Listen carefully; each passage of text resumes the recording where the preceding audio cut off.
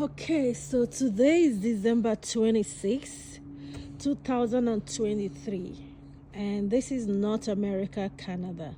For the first time since I came to Canada 13 and a half years ago, we are having a brown Christmas.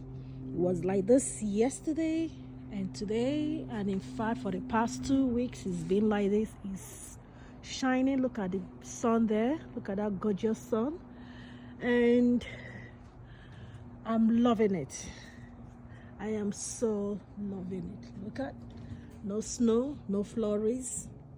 This is what we saw this year's Christmas. And this kind of taught me some rema. Never say never, okay? Never say never. Do you remember the 4 lepers? You know, when there was a prophecy that, I think, who gave that prophecy? I'll leave the passage on the screen. There was famine, and the prophet now said, by this time, so time, according to time of life at that time, that the cost of whatever was their, staple food at that time will cost much less than it was at that time. And some people believed, some people did not believe. And God used the 4 lepers to bring that prophecy to pass. So never say never, okay? So this is what the message I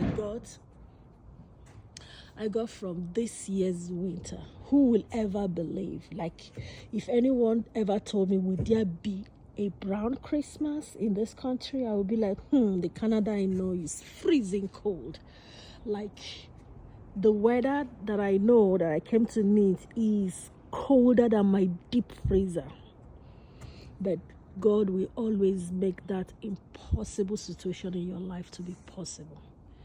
Okay, so I will see you in another video.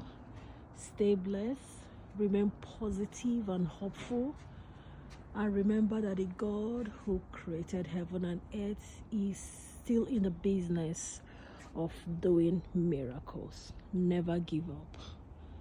Never give up. That prayer point you think was not answered this year, still hold on it. 2024 is another year. God will bring it at his own time. Thank you. Stay blessed. Subscribe to this channel and remain blessed. Bye-bye. Okay, join me. Let's read 2 Kings chapter 7 from verse 1 to 9. Then Elisha said, hear ye the word of the Lord. Thus saith the Lord, tomorrow about this time shall a measure of fine flour and fine flour be sold for a shekel, and 2 measures of barley for a shekel in the gate of Samaria. Then a Lord, on whose hand the king leaned, answered the man of God and said, behold, if the Lord would make windows in heaven, might this thing be? And he said, behold, thou shalt see it with thy eyes, but shalt not eat thereof. And there were 4 leprous men at the entering of the gate, and they said to one another, why sit we here until we die?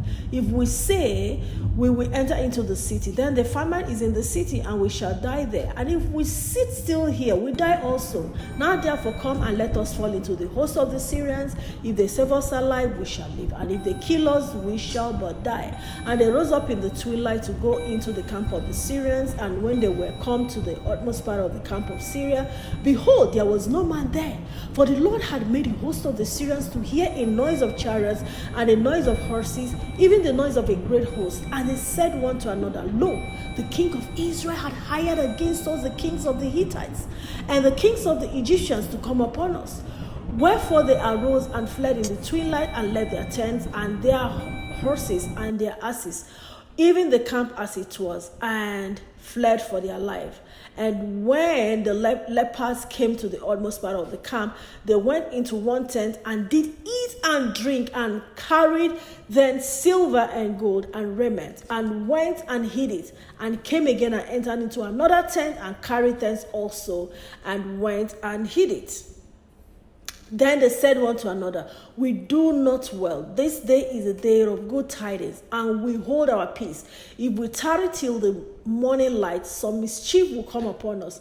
Now therefore come, that we may go and tell the king's household.